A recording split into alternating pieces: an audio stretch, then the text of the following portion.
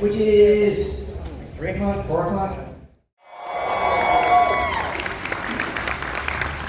It is my absolute pleasure to welcome our first guest. He is an actor, producer, and a proponent of Screen Actors Guild's rights, whose body of work includes, and make some noise if I mention something like, The Goonies. Woo! Rudy. Woo! Toy Soldiers. Yes! Encino Man. Yeah. Well, buddy. Teenage Mutant Ninja Turtles. Stranger Things. Well, that's nice, because today he joins us to discuss the role of Samwise Gamgee. Please welcome Sean Astin.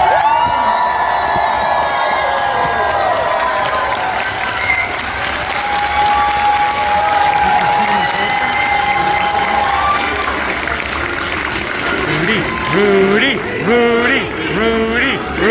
We're gonna go inside, outside. Keep it around. Go. And I stop there for us at the goal line. Wait, is there anyone else that gets to come out?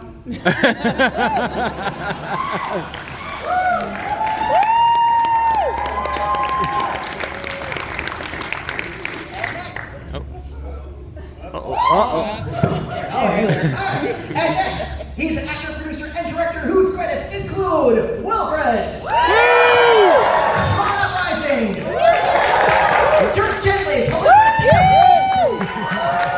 Star Wars Resistance, Yellow Jackets, and the highly undervalued film Green Street Hooligans. Okay, today he joins us to discuss the role of Frodo Hawkins. Please welcome Elijah Wood.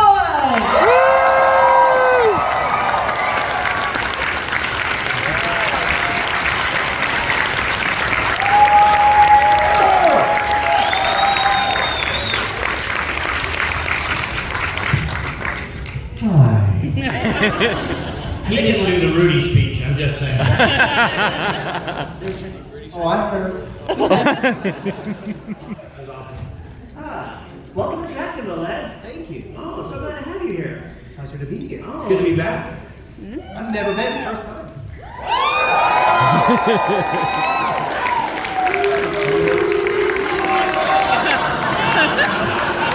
Is that a Jaguar cry?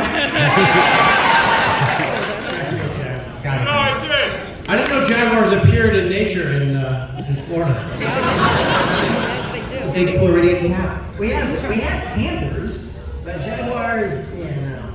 And it's You've not got alligators, that's what I know. And I'm scared of them. I'm not scared of them, but I'm like, healthy respect. And so I've been trying to describe to people like, I'm like, no, man, these are like, and somebody said it was under their car. That's not funny. I really hope the next time you guys go to your car, you're thinking extra, maybe take a little peek. And your life is saved. And because it saved my life. And because that just happened to me about 6 months ago, animal control will not come out and relocate it unless it's at least 5 feet long. Yep. I said, how is this? About 4.5 feet long. No, that's too small. We won't do anything to it. Are you supposed to get a tape measure out? What was I supposed to? I don't know. It looks taller than me, and I'm 5'5". Does anybody remember those memes where they would take animals and give it kind of goofy names, and for the alligator they called it the American murder log? American murder log? Yeah, it's pretty funny. That's cheap. I can't remember what they said about the ostrich. It was something like overland something speed. I don't know. Anyway. Oh, lads. Okay, you've been talking about this wonderful series of films for quite a long time, so I just like to get some boilerplate background information on it for those that may not know. And I did a little polling earlier, so So let's just go back to the beginning. How did this series of films begin for each of you? Oh, wow. Well, the very first time I heard about it, I was in Austin, Texas, working on the faculty. And there was a movie news website at the time called Ain't It Cool News. Harry Harry was working on the film as well, and he said, "Hey man, Peter Jackson is making The Lord of the Rings as a feature film. You should be Frodo." And this was in 1997, I think. It was the summer of '97, and they didn't start right. Yeah, so they didn't start.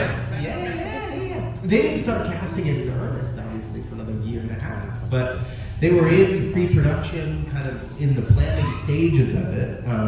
That far. I mean, he was also, that site was known for its like the spies and getting news before it was news. That was the whole thing. So that was the first time I heard about it. And then, a year and a half later, my agent called and said they're casting for Lord of the Rings, and I was a big Your agent Nicole? Yeah, Nicole. But I was a big fan of Peter's work. I loved Heavenly Creatures.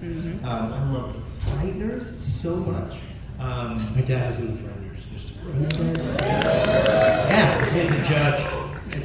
your dad is amazing. He's amazing as a judge. Underappreciated. So I was stoked that he was the one taking up the Your mantle. dad. Oh my God, that's my dad. We're gonna take a duplicate of this. That's sweet. Anyway, I'll make this shorter. So sorry. I ended up making my own audition tape instead of going into a casting office, which is the sort of normal process. It was before the notion of self-tapes. Apologies, I have a cold. I just wanted to do something that would sort of stand out from the pack, because everybody and their mother and their grandmother was auditioning for Lord of the Rings. And so I made a tape with some friends and sent that in, and basically that was the sort of story. And I eventually met Peter and Fran and auditioned for them in person, but that was kind of how My it came to mind. dad auditioned for Gandalf. Did you know that? Yeah, that's right. Yeah. There was a laundry list of some of my favorite living actors at the time.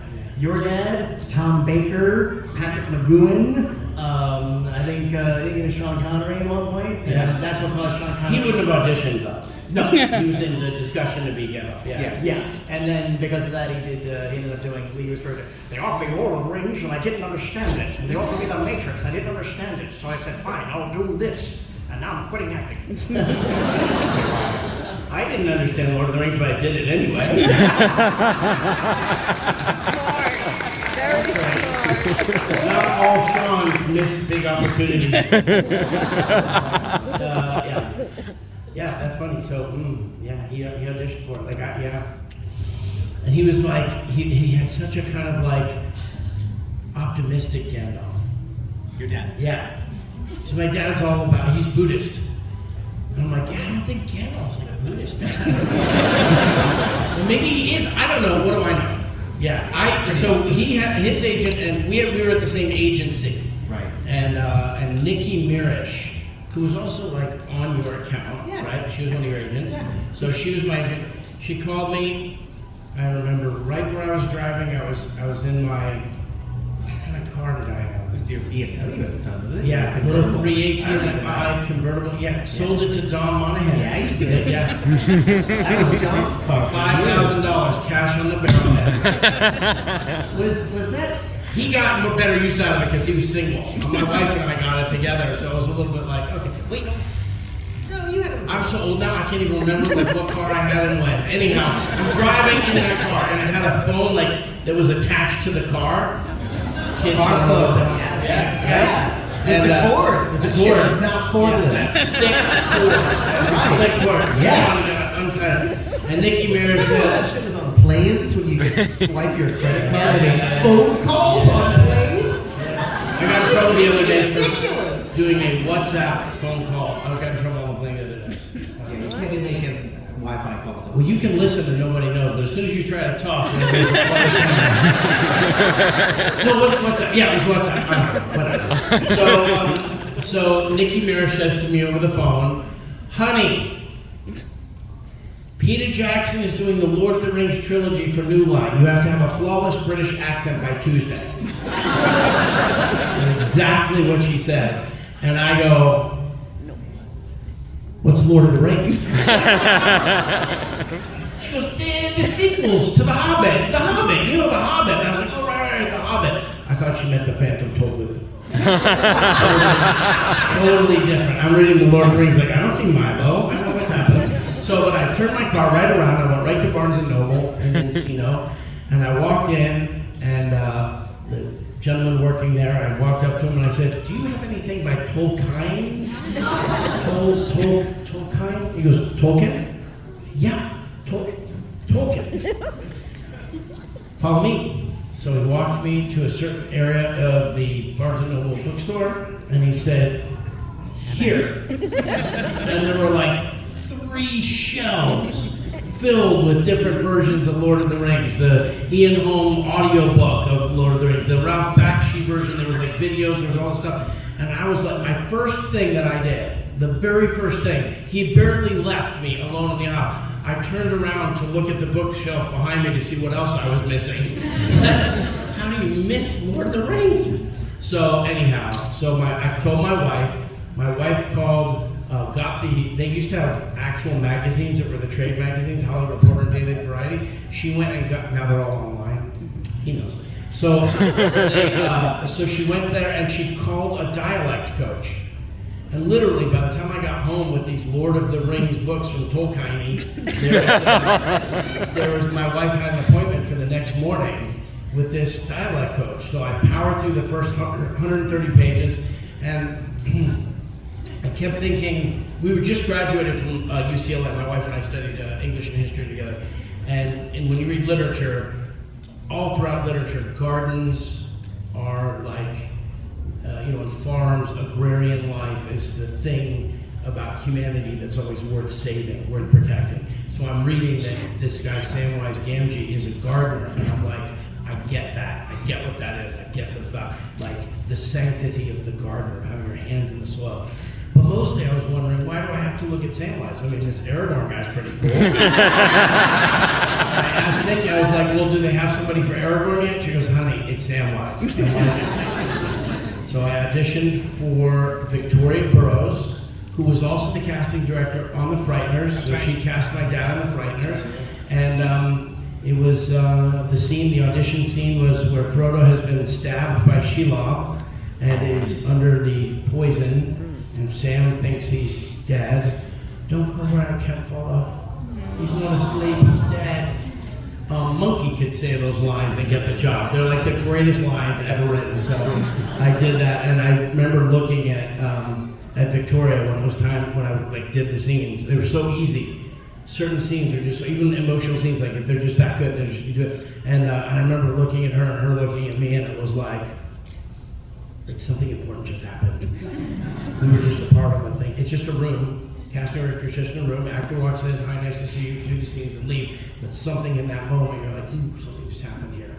And something did happen. Something did happen. I did the scenes. That's what I just said. And then it took another 4 years for them to tell me. It felt like 4 years. The best was when the agent called and said, I was down in San Diego doing something, and the agent called and said, they're calling for quotes. Calling for quotes. That means they're going to make you an offer, and they're trying to decide how much to offer you, and they don't want to offer you.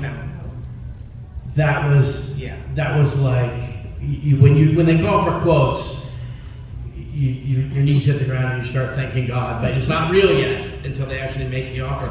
And Peter Jackson was worried because I had just run the LA Marathon. I was at a lean, mean 130 pounds.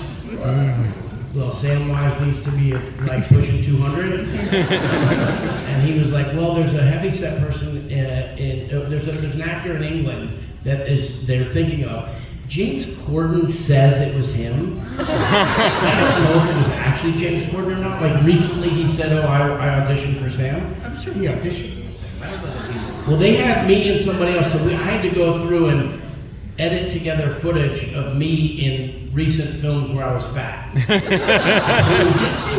Yeah, to prove that I had to put a fat wheel in. Yeah.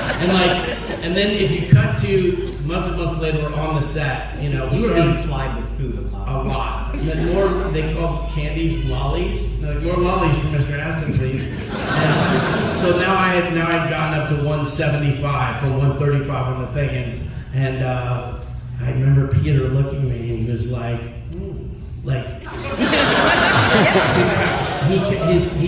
knew, he calculated that. That was his plan. Like, he trusted that. Oh no.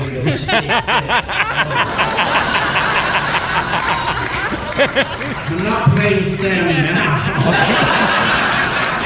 Anyhow, we always try. We do these Q&As together. And we always try to come up with something that the other one hasn't heard of. Yeah, news stories. Yeah, it's cool. That's a good one. I love the two of us, which we've told a million times, showing a meeting for the first time. Yeah. Was in the hotel lobby of the Sofitel. Yep. Yeah. Mama saw Sophie Teleprompter. Yeah, across from the Beverly Center. Beverly Center, yeah. I was upstairs having gotten a wig fitted. I was coming downstairs, and then we met in the lobby as he was going. No. Yeah. I was first. You come in. Oh, for real? Okay, so you were finishing. Don't get it wrong now. All right. So those are the shows tape from 2011 when we got it right. So you had just come downstairs and I was heading in, right? Mhm. We saw each other and immediately embraced. We'd never met each other in our lives. And I was like, I'm 10 years older than him. So I was like, the wise veteran. And I put my hand on your shoulder. You were 28 at the time. Yeah. And I go, you ready for this? And he goes, yeah. As it turns out, he was ready for it. I was not. It's true. Yeah. And again, in the documentaries over the years, I mean, no series of films have been made like that before, and I don't think anyone's will be made like that again. But Quite in that way, yeah. yes, Somebody in line today said it was a moment. Well, look, you have to contextualize it too. Like, it was really a confluence of elements that cannot be repeated. Yes. Partially due to simply its moment in time. Yep. It was pre-internet being at its peak. It was, films were still predominantly only shot on film. We had all, the effects were largely practical, and anything that was digital was just simply because we had to augment and create things out of thin air. But it was really kind of a perfect mix of physical in-camera old effects and visual effects shot on film without sort of the prying eyes of the internet. It was like the OneRing.net was like the only site, and they made it cool news, and Which Peter used. yeah, he did. Peter used Harry Knowles and that site. Peter like guest wrote on that as a ghost wrote on that site Because that was the first time that, well, maybe not the first time, but it was the first internet connection with the fans, where the fans were reacting in real time in a visible enough way that it would change studio's decisions. He would get some script, and if he published the script, it could actually, they would kill the audience reaction was sort of negative. Like it was. You did play with that a little bit. Yeah. Well, it was really interesting. to this day, Warner Brothers blames the failure of Batman and Robin on Harry Knowles. Yeah.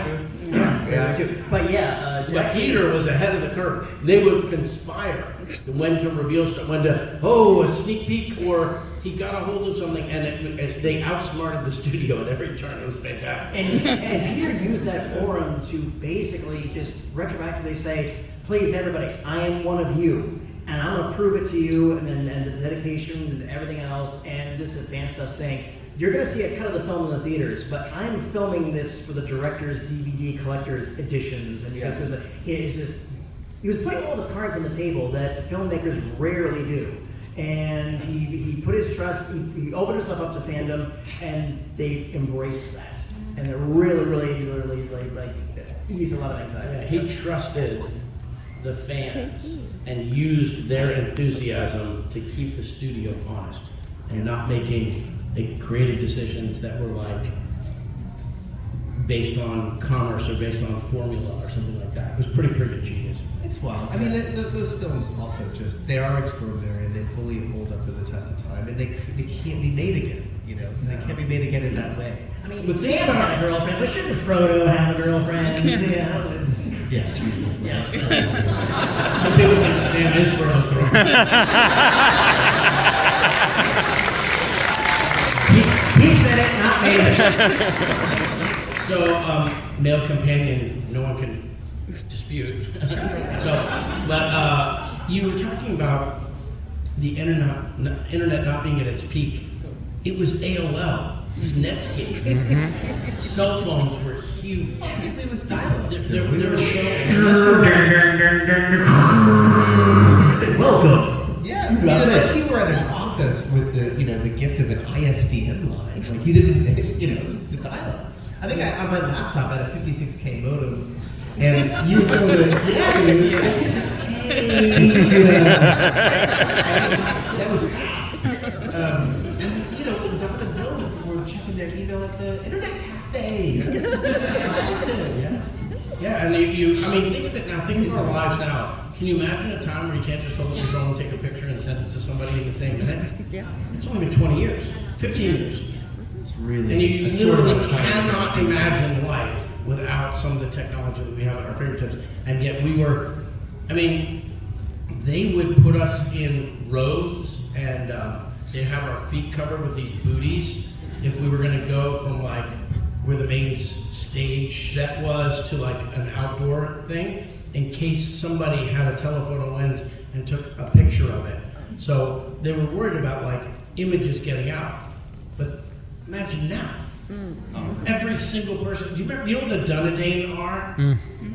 The Dunedain are the crows that Sauron uses as spies. Anything that any of these crows sees, Sauron sees in real time. That's what we all are with our cell phones. Absolutely. I'm going to take some questions. Before I do that, on behalf of myself and all the fans in attendance and all of the world, you guys have probably heard this in various forums, but thank you. Thank you for your talent. Thank you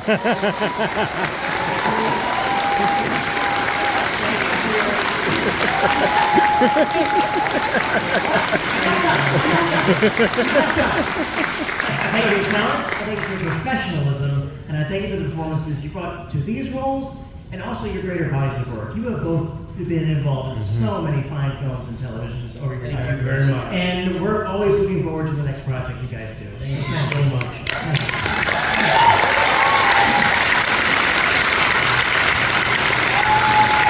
And thank you for this victory. I'm going to enjoy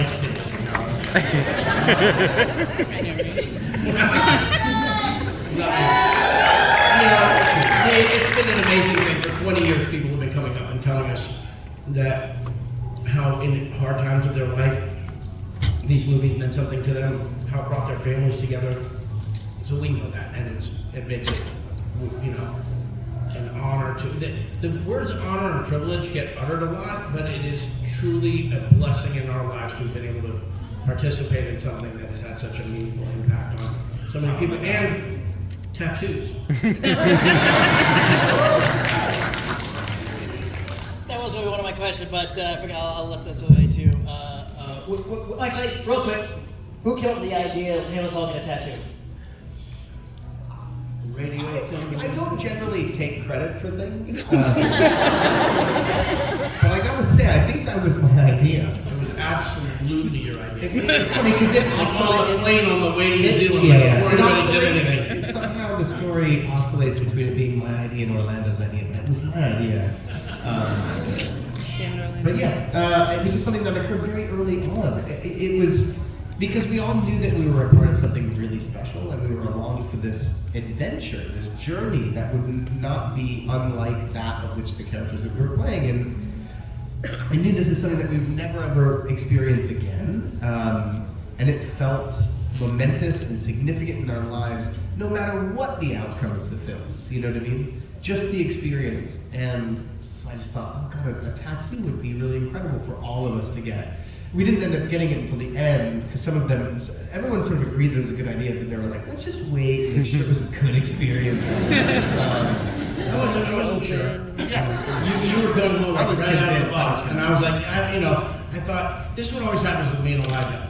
I'm always like, he's young. He'll learn, And then something happens, and I'm like, he knew it before me, he understood it before me, he gets it before me, and I'm like, just trying to keep up. But I remember, now I'm a tattoo person. Now, when I come to these conventions and people come through the table, to me it is a feast of ink.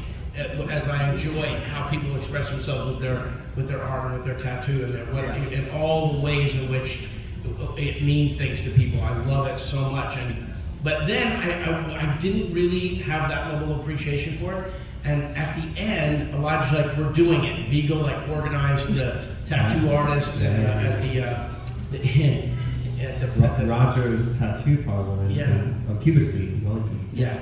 So this guy was an older guy, and he opened it up on like a Sunday morning for us. We got in there early before whatever normal hours would be. Not that tattoo artists are up early on a Sunday, but we were in there. And I remember Ian McKellen went first, Sir Ian McKellen. He got it on his right arm here, and I was holding his arm. We were all kind of like hanging out. We were all in a bundle. And the tattoo artist, I said, so how long have you been here? And it was like 40-something years, or something long like that. Yeah. And I said, so you're pretty much part of the establishment. Not with tattoo artists, 1 year. And he goes, I'm on the fringe. Right on. But when I told Christine, my wife, I was like, I'm going to do it. She's really going to do that? And I was like, it's just absolutely the right thing to do. There's just no question that memorializing our experience and our relationships and our way of life. Good call. Always get there first. Elijah at the top of the hill. How'd you get up there? He's like, no, it's all the way. I'm up here. Okay, I'm going to do this Donahue style. If you're old enough to get that reference, God bless you. I'm just going to try to go around and take some as it is. Because we do a line on the outdoor, you won't be able to get to everybody. But they're here. You guys are here tomorrow, right? Yes, we are. Oh, so we're here tomorrow, so we'll play too. Like you're on the stage? Like we're here live? Alright, let me take. Alright, you know what? This young lady shared a lovely share and tell earlier. Go ahead and introduce yourself again. What's your name? Heather, I want to know, I have my own opinion about this, but who of your characters was the real hero? No question, it's Frodo. No question. Frodo's the real hero because he gives up his immortal soul to save the world. Sam helps cook for him. Sam's good. I've often found, fair enough to have that thought. I've often found the question to be irrelevant because the two characters give so much of themselves for the betterment of Middle-earth that it's sort of a moot point to say that one is the true hero. Because honestly, Frodo couldn't have done it without Sam, but I don't know that Sam could have done it on his own. Sam didn't, and couldn't. He didn't. And look, there's just so many moments along the way too where Frodo is starting to develop a relationship with Gollum because he believes that Smeagol's still in there, and there's something to believe in that if he can come back, I can come back as well.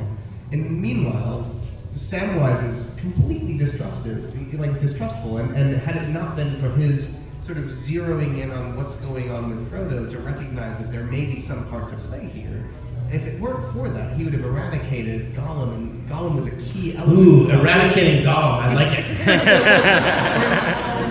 Gollum plays just as massive a role, honestly, in the Savior of Middle-earth as the two of these characters do. They're all playing their individual parts, And Vigo, and Strider, Aragorn, he's nothing to be sneezed at, and he's the truest hero thing. There's a lot of critical moments where different characters are.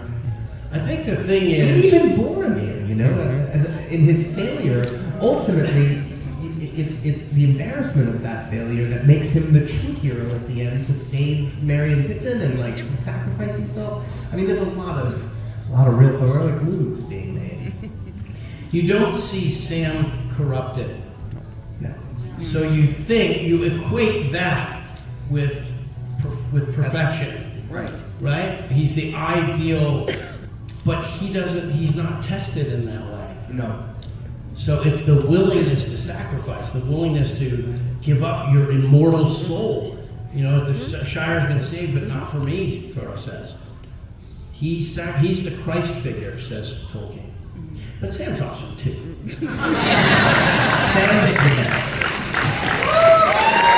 it's awesome. It's awesome in the movie when there's a scene where Sam is like, you know, sheepishly being a little selfish, and he's like, "Well, do you think we'll ever be put in Songs or Tales?" And Frodo's like, Frodo wouldn't go far without Sam. And I'm like, come on, don't kid around. Is it true? Hey, what's your name? Eleanor, Eleanor, what do you have for us? I was gonna ask, what was, of the 3 movies, which one was your favorite? Star Wars. Did I misunderstand? I misunderstood. The Last Jedi.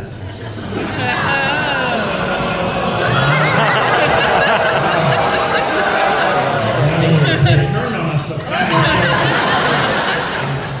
I knew I liked you. That is an unequivocal masterpiece, my friends. More on that another time. The Fellowship. Fellowship is my favorite of the 3. I love them all, and the third is so unbelievably emotional and harrowing. But there's something about the beginning of the journey, the establishment of the Fellowship, the time spent in the Shire, and kind of enjoying what there is to lose before we lose it, and the sense of adventure before it bifurcates into all these different, splintered stories of the individuals that have to break off. I just love that movie. I can't think of them in terms of individual movies because we sort of filmed them as one big movie, and it wasn't until I saw them that I knew where one ended and the next one began. I really didn't know where the movies changed. I think of moments like when Haldir, the elf, shows up at Minas Tirith, right? Minas Tirith? The Helm's Deep, sorry, Helm's Deep. And he says he's come to honor the alliance of elves and men. I cry every time. Love that moment. There's moments like that, moments of dialogue throughout. I mean, each of them, yeah. Yeah. The first one, the cave troll fight in Balance Tomb, that cave troll. The entire Mines of Moria sequence, from the moment that the door opens until the battle. There is a big problem with that, though. Is there a problem? Big problem.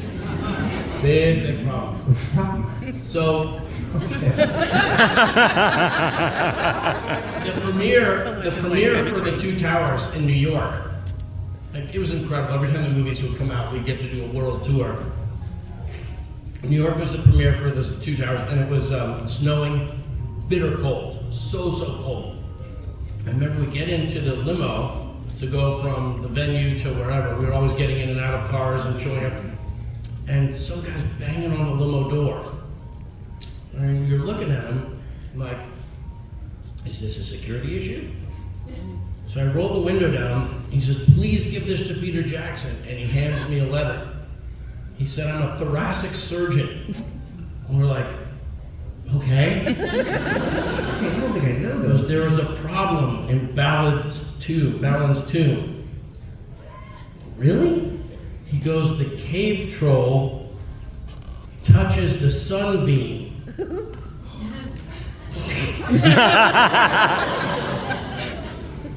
The sunbeam down on Balin's tomb. Well, that would have turned him to stone.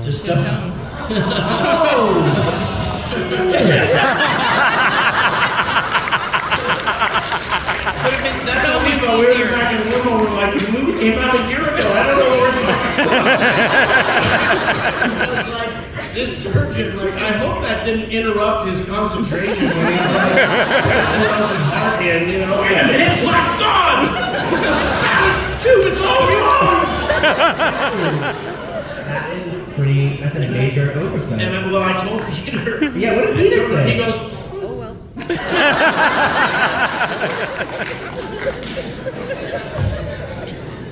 you guys don't tell anybody. I think there's a whole country out there that's going to be really the world that's going to be upset that she's Okay, you heard their answer. Do you have a favorite? Probably the second. Two towers. Why? I don't know. Is there any chance it has something to do with at the end? There's a speech that one of the characters gives where it says there's some good left in this world, Mr. Frodo.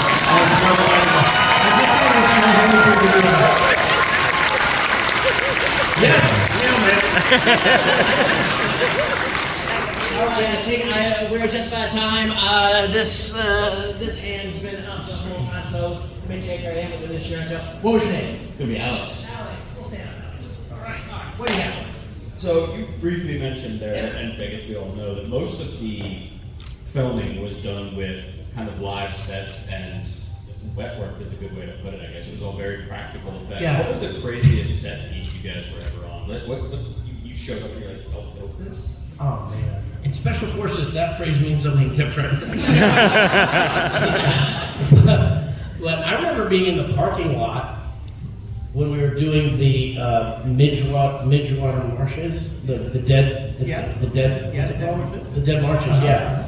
And it's basically in a parking lot where they put down a tarp, and they kind of they were able to create. It up on like a little platform. Yeah. But it was so cold, your feet, I mean, I remember your feet felt like they were turned into, your Hobbit spongy feet soaked up all the water, and then it turned to ice, and you thought you were going to die. But, there's that stuff where you're looking at the dead things in the water, and we're kind of moving along, but there's cars just going by.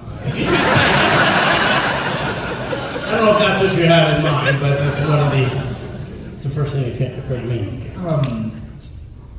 Nothing can really beat the majesty of the Shire.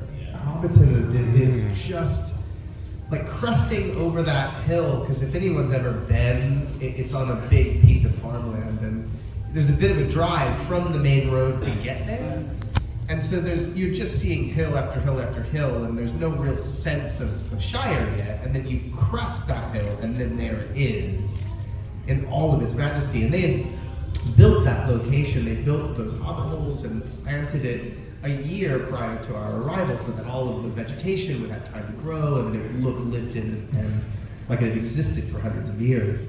And so that took our breath away. It was just real. Okay, I've got one we that's... could walk around Hobbiton, and there was Diane, just as we'd always imagined it, like with the big tree and everything.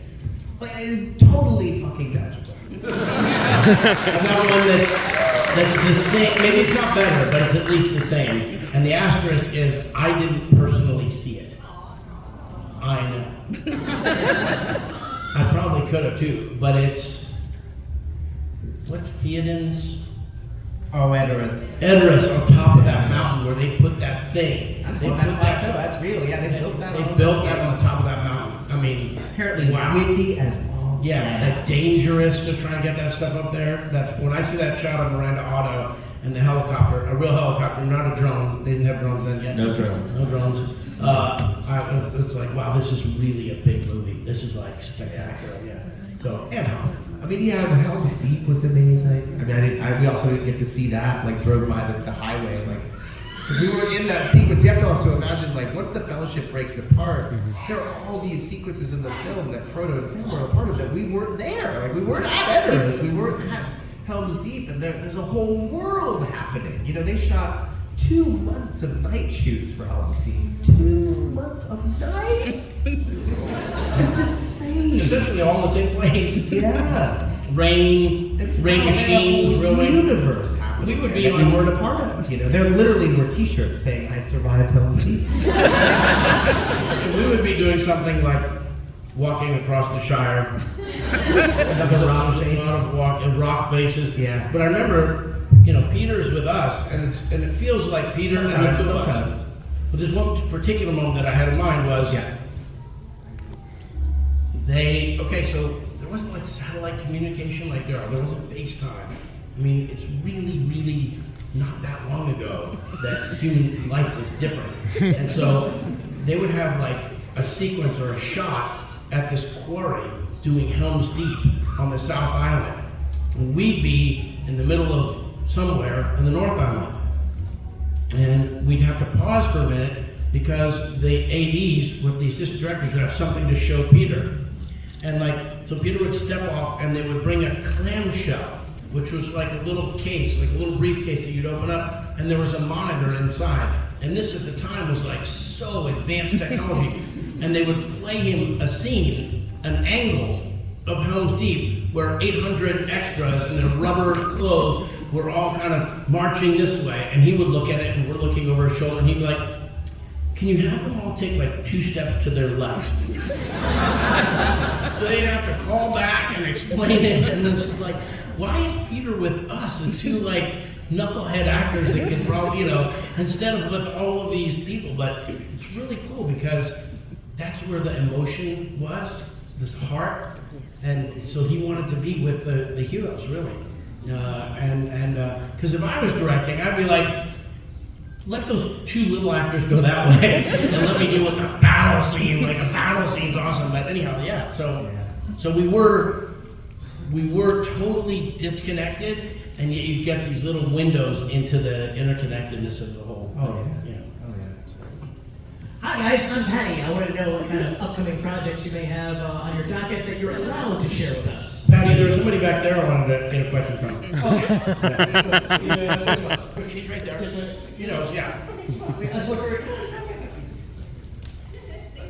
You're allowed to go extra. I'm not. I did this just to mess with you, Patty. It's all good. It's all good. My boss, are we good? All right. What was your name again? Savannah. Savannah, what do you have? And thank you for here again. I actually had a question. Was there any scene in all the 3 movies that was particularly stands out, maybe because something hilarious happened or something scary might have happened during filming that you can kind of share with us? Like a lot. There are dozens and dozens. How much time you got? I'll answer that question. The first one I thought of when you said that was we were doing the scene outside the Black Gate when what was the name of that army that comes marching out of the Black Gate? What is it? The Easterlings? Yeah. I never knew. But if you get like the big Tolkien, like the collection, that's like the big Bible, it's always on the cover, not always, but it's on the cover, and you see Frodo and Sam looking in there, and Gollum's hiding in the foreground of the painting, and then they're coming out of the big Black Gate. Well, in the movie, Gollum wants to warn Frodo and Sam, so he comes over and he grabs the 2 of us and he pulls us back. Well, he grabbed through my hood and my cape and grabbed my hobbit hair wig and ripped it right off of my head. So I was like, woo! I didn't have a sense of humor about it. I was an idiot. I'm sorry. I did eventually. You did. You warmed up to it. I mean, yeah, all the time. It's hard to identify moments specifically. First, day one was the hobbits rolling down onto the wooden road, having run into Merry and Pippin, who had been stealing vegetables from Farmer Maggot's field. They run into us and they roll down the hill like some kind of silent film comedy. And fall on top of each other. It was such a beautiful way to start the movie, actually. It was such a wonderful comedic thing. And Steve, what's that? Steve, stunt double, broke his collarbone. On that shot? Yeah. Wow. I was gonna say I farted and it was I had one of those concussive farts. Well, considering the typical Hobbit diet, I'm not surprised. It's not like roses. That was the first day, but the second day was underneath the tree, hiding from the yeah. Pretty awesome. Yeah, every day had some other incredible thing. You the way he described Hobbiton kind of was like most of the places we filmed.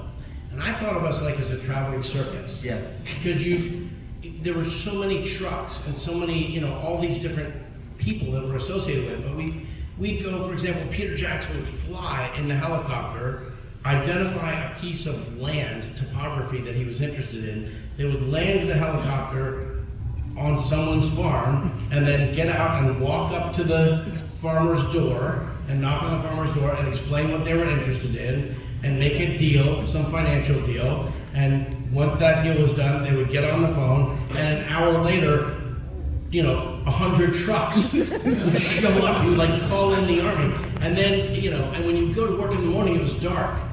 And then you go into the makeup bus or you go whatever, the special effects bus and get your feet put on and stuff. And then when you open the door, every single day, virtually every single day, the dawn would have broken and you'd be looking out at what you see in the movie, like the most beautiful, gorgeous, and you have a little cup of coffee in your hand and you just think like, how lucky am I to be a part of this thing where I get to look at this. And there were certain days you might even start to take it for granted, and then you sort of go like,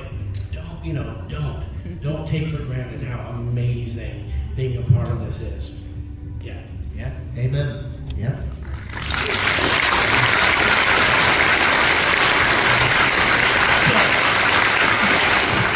So, Mr. Master, with your permission, I will resubmit the question. Do you have anything on your immediate docket you're love to share with us? I'm going to a remake of Frodo's Toxic Avenger. That will come out sometime this year. I don't know if you know, is anyone familiar with the company Mondo? Posters and so a lot of the folks in the sale when Mondo was bought out by Funko, Funko kind of gutted the core team. You're just saying words now. And I have a production company called Spectrovision, and we, along with some other partners, have re-platformed those original dudes under a new company called Mutant, so allow them to continue doing the awesome work that they do with collectible posters and soundtrack releases, and so that's been happening, and that's very exciting. It's like the coolest dude. They brought me to be a new character on the Connors, so I have so I get to do Becky needed a love interest, so they bring in Samwise bring me in to do that. So, and I love. Elijah and I were talking about that format. It's one of I grew up like my parents and my little brother did sitcoms, so I love multi-camera, proscenium. Like that's what I loved Roseanne growing up. Yeah, I loved it. It was yeah, a big show for us. Well, it occurred to me when I was standing backstage. I get to do all these shows. I did Big Bang Theory and Brooklyn Nine-Nine. You can just pinch yourself. My character in Big Bang Theory is Dr. Pemberton, and at one point, Sheldon comes up and Dr. Pemberton. Dr. Pemberton, I'm like, I cannot believe I get, after 10 years of loving this show, I get to be like on the other side of Sheldon's door. But with the Connors, the thing that really kind of struck me was, as funny as the humor is, and it's a lot of class, like, working class kind of humor, it's got like, under the hood, like a lot of heart. It's got a lot of like honesty, and they take on tough issues and stuff. So my stuff's been pretty light so far. I don't know what it has in store, but I'm glad that that I get to be a part of yet another like American. The show's been on. I mean, between the Roseanne show and then now it's the Connors, like it's season 6. It's been like 16 years that family has been like in America, and so I get to like walk in and be a FedEx pilot and call them up. So.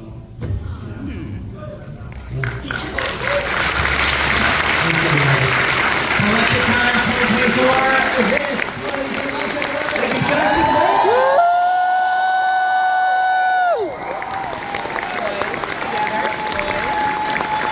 Crowd selfie.